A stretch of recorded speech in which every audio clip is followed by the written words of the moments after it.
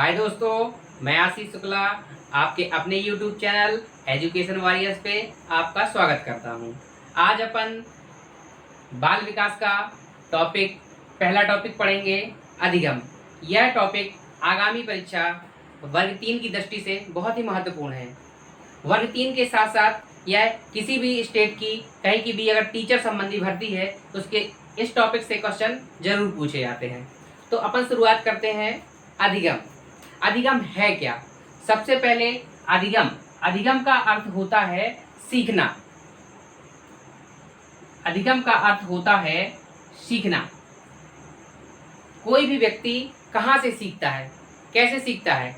तो अधिगम के अंतर्गत अपन उस सीखने को रखते हैं कि कोई भी व्यक्ति कहीं भी कभी भी कुछ भी जो भी सीखता है उसको अपन अधिगम कहते हैं। व्यक्ति अपने समाज से, अपने घर से, वातावरण से, स्कूल कॉलेज से, कहीं से भी अपने बुजुर्गों से जो भी सीखता है उसको अपन अधिगम के अंतर्गत रखते हैं। इसमें बेसिकली किसी स्कूल या किसी पाठशाला या किसी इंस्टीट्यूट जाने की जरूरत नहीं है।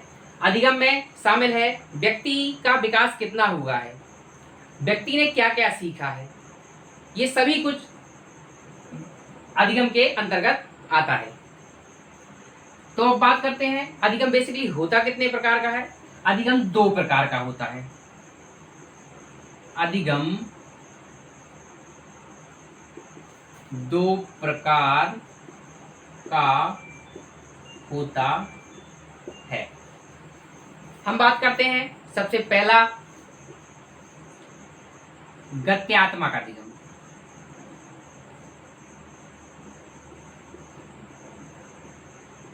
पहला है गत्यात्मक अधिगम, दूसरा है संवेगात्मक अधिगम।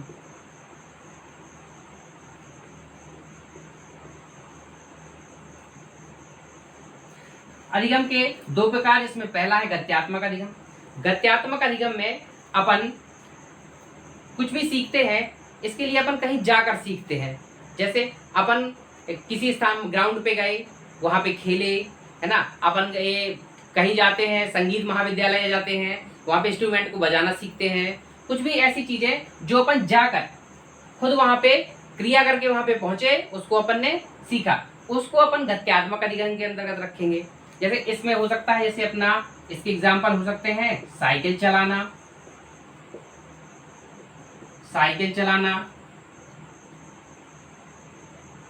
पियानो बजाना,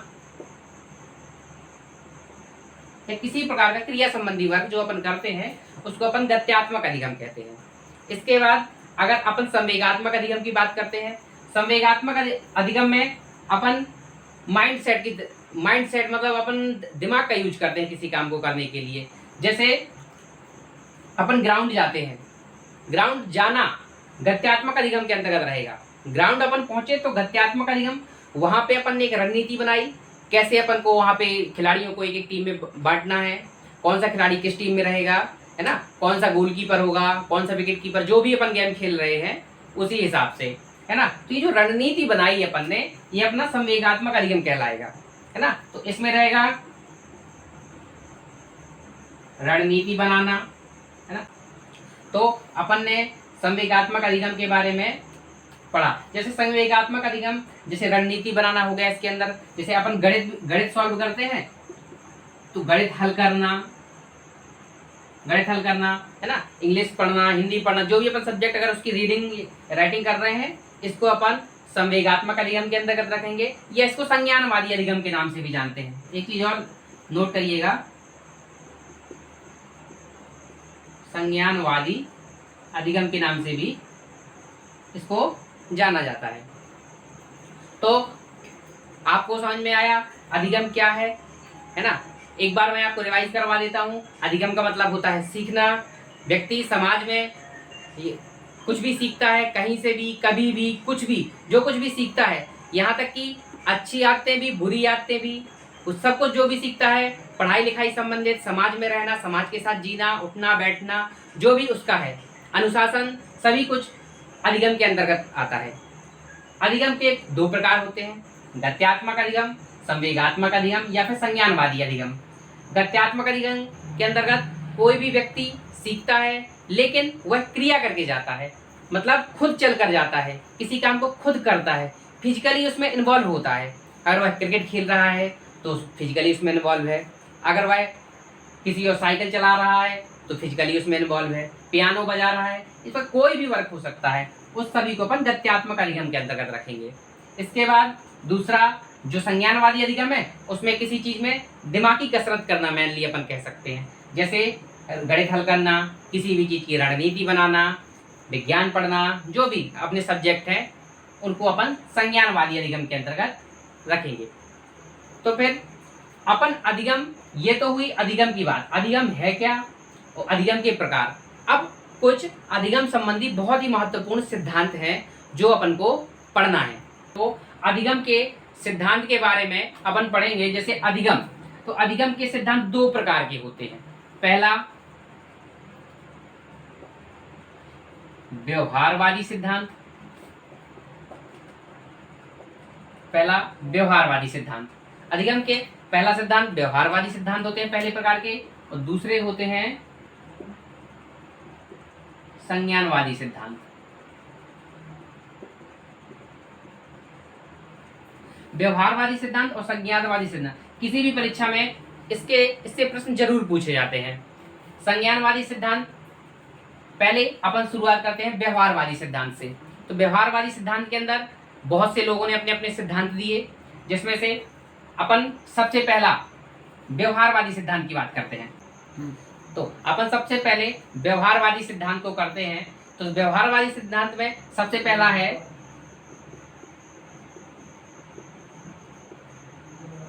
संबंधवादी सिद्धांत। संबंधवादी सिद्धांत, तो संबंधवादी सिद्धांत को अपन और नामों से भी जानते हैं, जैसे उद्दीपक अनुक्रिया सिद्धांत, उद्दीपक अनुक्रिया सिद्धांत। इसको एसआर थ्योरी भी बोलते हैं, इसको एसआर थ्योरी के भी नाम से जाना जाता है। कई बार परीक्षाओं में एसआर थ्योरी ही लिख कर आ जाता है ना। तो अपन को पता होना चाहिए कि संबंधवादी सिद्धांत, उद्दीपक अनुक्रिया सिद्धांत, एसआर थ्योरी या एसआर सिद्धांत एक ही चीज है। तो सबसे पहले हम बात करते हैं कि एसआर थ्योरी या उद्दीपक अनुक्रिया सिद्धांत दिया किसने। तो अपन सबसे इंपॉर्टेंट पॉइंट इसका पढ़ते हैं, ये है एसआर थ्योरी को दिया अपन थार्नडाइक ने।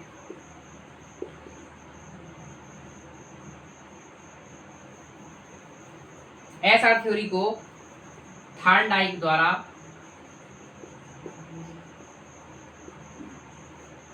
दिया गया।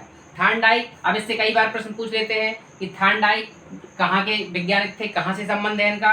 तो अमेरिका से संबंधित है, अमेरिका से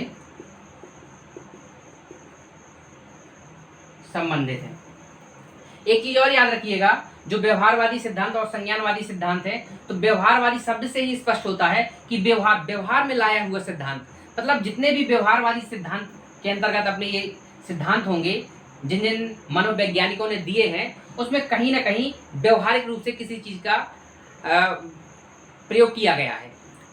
जैसे थार्नडाइक ने उद्दीपक अनुक्रिया सिद्धांत दिया, तो इसमें इनने क्या व्यवहार में यूज किया, तो व्यवहार में इनने बिल्ली पे प्रयोग किया था इन्होंने, है ना। तो अपन सबसे पहले कई बार पूछ लेता है कि थार्नडाइक ने अपना प्रयोग किस पर किया, तो अपन को याद रखना है कि थार्नडाइक ने अपना प्रयोग बिल्ली पर किया। तो अब अपन इसकी थ्योरी समझते हैं सिद्धांत की। तो याद रखिएगा दोस्तों कि संबंधवादी सिद्धांत, उद्दीपक अनुक्रिया सिद्धांत, एसआर सिद्धांत एक ही सिद्धांत के नाम है। इसका प्रतिपादन थार्नडाइक ने किया, जो अमेरिका से संबंधित हैं, अमेरिका के हैं बेसिकली वो, और उन्होंने अपना प्रयोग बिल्ली पर किया। तो इसकी थ्योरी अपन शुरू करते हैं। क्या किया, थार्नडाइक ने सबसे पहले एक पिंजरा लिया, एक पिंजरा थार्नडाइक ने लिया और उसके अंदर एक बिल्ली को बंद कर दिया। तो अपन थार्नडाइक का सिद्धांत देखते हैं, उनने बिल्ली पर किस तरह से प्रयोग किया। तो थार्नडाइक ने सबसे पहले एक पिंजरा लिया, एक पिंजरे में बिल्ली को बंद कर दिया गया, यहाँ पे एक लीवर लगा हुआ था, और थार्नडाइक ने पिंजड़े के बाहर एक थाली है, उस पे खाना रख दिया गया, एक खाना परोस दिया गया। अब बिल्ली क्या करती है, लेकिन इस सिद्धांत में एक चीज का और याद रखना बहुत जरूरी कि इसमें बिल्ली को भूखा रखा जाएगा ना। बिल्ली को भूखा रखना बहुत जरूरी है इस सिद्धांत के लिए। तो बिल्ली को भूख लगती है और पिंजड़े के बाहर थाली में अपन कुछ खाना या मांस का टुकड़ा, जो भी है मांस का टुकड़ा रख देते हैं थार्नडाइक महोदय, और फिर बिल्ली को भूख लगती है और बिल्ली इसके तरफ दौड़ती है। लेकिन पिंडा बंद होने के कारण बिल्ली खाने को नहीं खा पाती है। फिर बिल्ली इधर उधर परेशान होती है, अपने हाथ पैर फड़फड़ाती है, ऊपर नीचे हाथ पैरों को मारती है, लेकिन कहीं एक आध बार गलती से उसका पैर लीवर पर पड़ जाता है और पिंजरा खुल जाता है। जैसे ही पिंजरा खुल जाता है वैसे ही बिल्ली बाहर निकलती है और खाना खा लेती है। फिर अगली बार फिर थार्नडाइक महोदय तुरंत बिल्ली को फिर अंदर कर देते हैं। यही प्रक्रिया अगले दिन दोहराई जाती है। फिर से बिल्ली को बंद किया गया, फिर से वही प्रोसेस पूरी, खाना को बाहर रखा गया, बिल्ली को अंदर और पिंजड़े को बंद कर दिया गया। इसके बाद फिर बिल्ली परेशान होती है। तो यह प्रक्रिया बार बार की जाती है। एक समय ऐसा आता है कि बार बार यह प्रोसेस होने के बाद फिर बिल्ली को ज़्यादा परेशान होने की कोई ज़रूरत नहीं है। फिर बिल्ली को इतना आइडिया हो जाता है कि बिल्ली एक बार में लीवर को दबाती और पिंजरा खुलता, बिल्ली खाना खा के पिंजरे के अंदर या फिर कहीं भी चली जाती। तो इस तरह से थार्नडाइक महोदय ने इस सिद्धांत को कहा।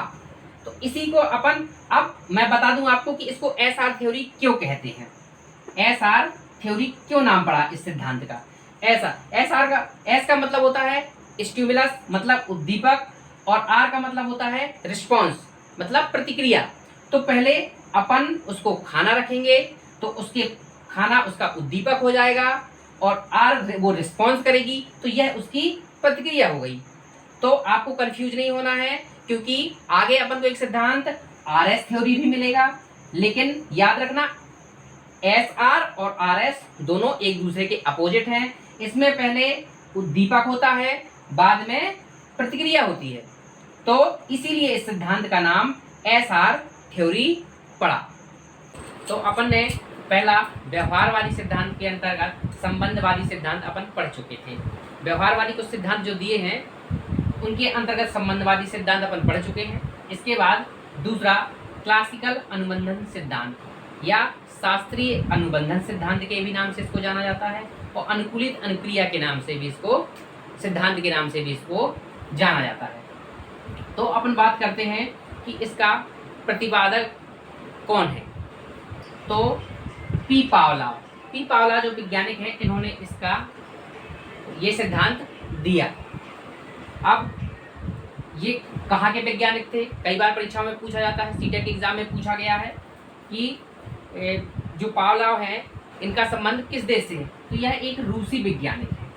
इनका जैसे इससे पहले जो अपन ने थार्नडाइक का सिद्धांत पढ़ा था, उनका संबंध अमेरिका से था। इसी प्रकार इनका संबंध है रूस से। यह एक रूसी वैज्ञानिक हैं और इन्होंने इस क्लासिकल अनुबंधन सिद्धांत का प्रतिपादन 1904 में किया था। 1904 में इसके लिए इन्हें नोबेल पुरस्कार भी दिया गया था। तो और हाँ, एक चीज और, जो इससे पहले अपन ने थार्नडाइक का सिद्धांत पढ़ा था, उसका प्रतिपादन 1913 में किया गया था। तो पी पावलोव जो थे, इन्होंने अपना प्रयोग जो है कुत्ते पर किया। तो पावलोव ने बताया कि कुछ व्यक्ति की जो स्वाभाविक क्रियाएं होती हैं, स्वाभाविक अनुक्रियाएं, स्वाभाविक अनुक्रियाएं और अस्वाभाविक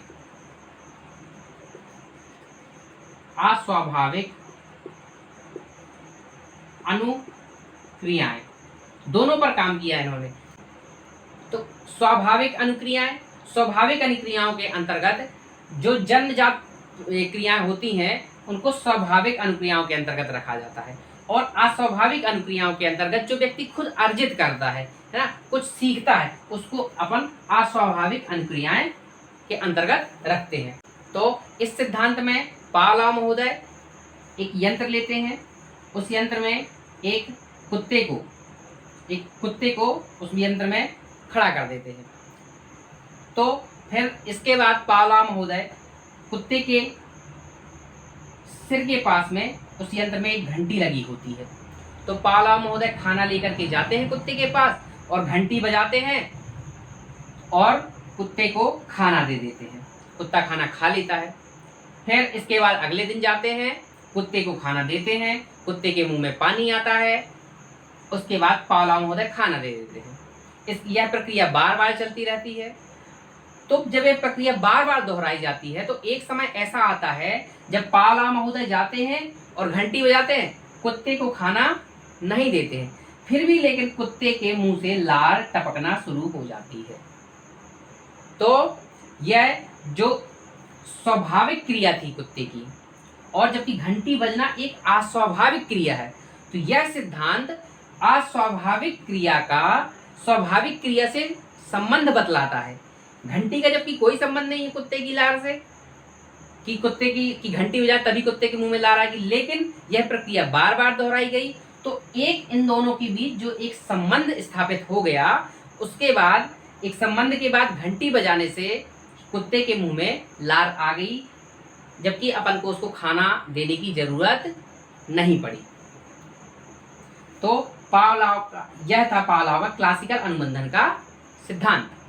तो दोस्तों इस वीडियो में इतना ही। इसके बाद जो व्यवहारवादी सिद्धांत के और भी सिद्धांत हैं वह अपन अगले वीडियो में कवर करेंगे। तो कैसी लगी आपको आज की वीडियो? लाइक करें और कमेंट करें और चैनल को सब्सक्राइब जरूर करें, अपना एजुकेशन वॉरियर्स चैनल। नमस्कार।